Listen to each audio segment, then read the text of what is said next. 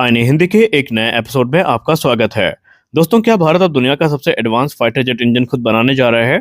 और क्या ये डील अब भारतीय वायुसेना की सबसे बड़ी कमजोरी खत्म कर देगी?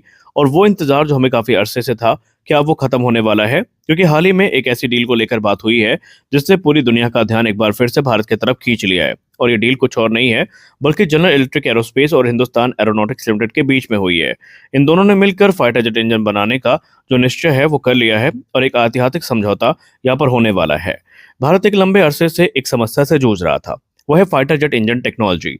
हमने तेजस जैसे शानदार फाइटर जेट तो बनाए, लेकिन उसके लिए इंजन हमें अभी भी अमेरिका से डिपेंड करना पड़ रहा है या अमेरिका से इंपोर्ट करना पड़ रहा है। और हमारी डिपेंडेंसी अमेरिका पर बहुत ज्यादा हो चुकी है। कभी इंजन की डिलीवरी में डिले देखने को मिलती है, कभी कीमत बढ़ा दी जाती है, तो कभी ट्रांसफर ऑफ टेक्नोलॉजी पर सीधा इनकार हमें देखने को मिलता है। और यही वजह है कि भारत का स्वदेशी इंजन प्रोग्राम अभी तक यहाँ पर सफल न हो पाने के कारण हमें बहुत ज्यादा स्ट्रगल करना पड़ रहा है। लेकिन अब थोड़ी कहानी बदलने वाली है। हम ये तो नहीं कह सकते कि डिपेंडेंसी खत्म होने वाली है, लेकिन हमें थोड़ा आराम मिलने वाला है। आप सबको पता है कि तेजस मार्क टू विमान पर जब हम बात करते हैं तो एक कसक रहती है दिल में, और वो ये है कि इंजन की उपलब्धता का क्या होगा, इंजन डील फाइनलाइज कब होगी। सबके मन में ये प्रश्न रहते हैं, लेकिन अब फाइनली उसका जवाब मिल चुका है। दरअसल भारत और अमेरिका के बीच में आम सहमति बन चुकी है। इस नई डील के तहत भारत और अमेरिका मिलकर F414 इंजन भारत में ही बनाएंगे। ये वही इंजन है जो तेजस मार्क टू और advance medium combat aircraft mark 1 को पावर करने वाला है। कुल 99 इंजन को लेकर इनिशियल जो बातचीत है वो हो चुकी है, और 99 इंजन भारत में बनाएंगे। और आने वाले भविष्य में जब मांग बढ़ेगी तो ये संख्या और भी ज्यादा हो सकती है।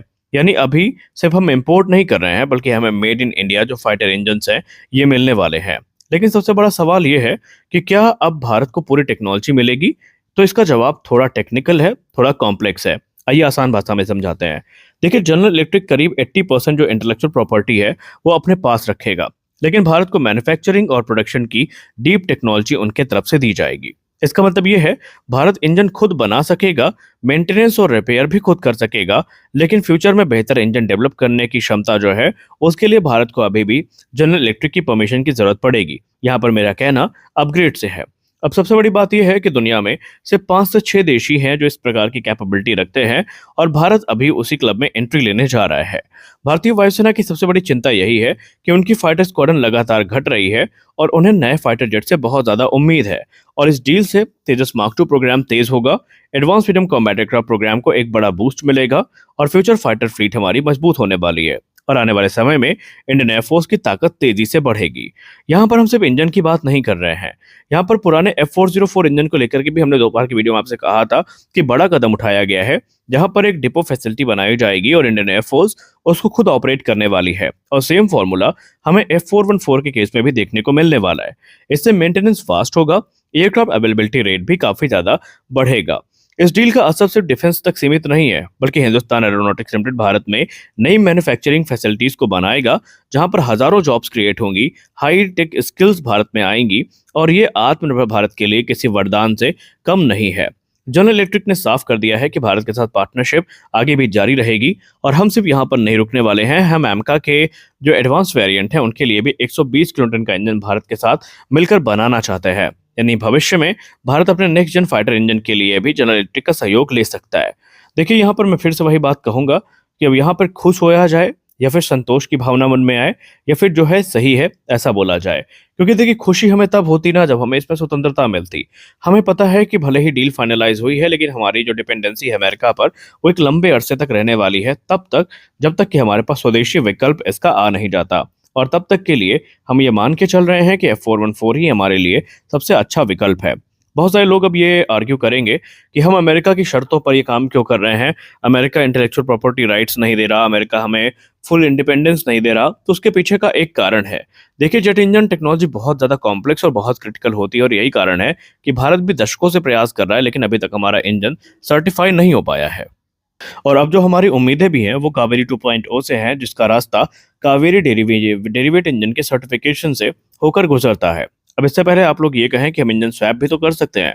हमारे पास M88 T-Rex है, हमारे पास जो दूसरे निकमा M88 है, हम इनको यूज़ कर नहीं सकते। M88 T-Rex अभी प्रोडक्शन रेडी नहीं है। निकमा M88 जो है ये सफिशिएंट थ्रस्ट नहीं दे पा रहा है, और रही बात दूसरे ऑप्शन की, अगर हमको मिल भी जाता है तो कम से कम हमें इसके लिए 4 साल इंतजार करना पड़ेगा, क्योंकि इंजन चेंज करने का मतलब ये है कि एयरक्राफ्ट को हमें रीडिज़ाइन करना पड़ेगा।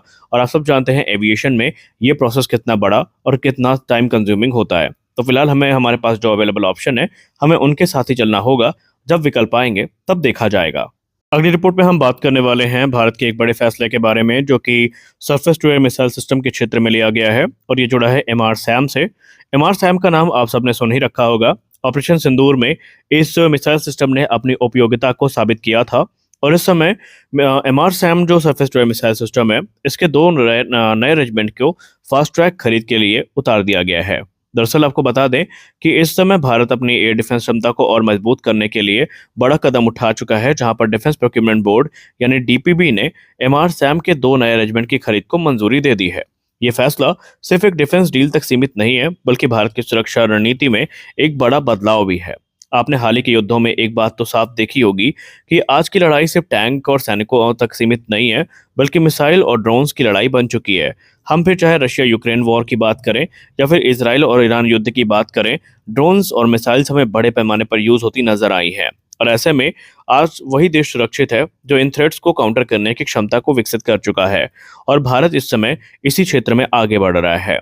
एमआर सैम यानी medium range surface to air missile system Bharat का एक अत्याधुनिक एयर डिफेंस हथियार है। इसे defence research and development organisation और इसराइल की इसराइल एरोस्पेस इंडस्ट्रीज ने मिलकर विकसित किया है।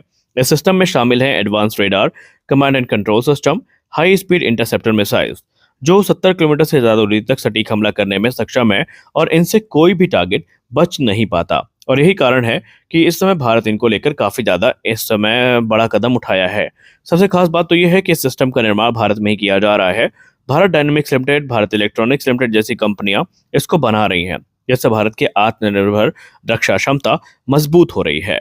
अब इन नए एमआर सैम रेजिमेंट के आने से भारत अपने महत्वपूर्ण ठिकाने, जैसे कि एयर बेसेस हो गए, सैन्य ठिकाने हो गए, रणनीतिक इंफ्रास्ट्रक्चर हो गए, इनको बेहतर सुरक्षा दे पाएगा। खासकर हमारे जो संवेदनशील बॉर्डर एरिया है, उन पे खतरे काफ़ी ज़्यादा जल्दी आते हैं, और उनको काउंटर करने के लिए ये सिस्टम काफ़ी उपयोगी साबित होगा।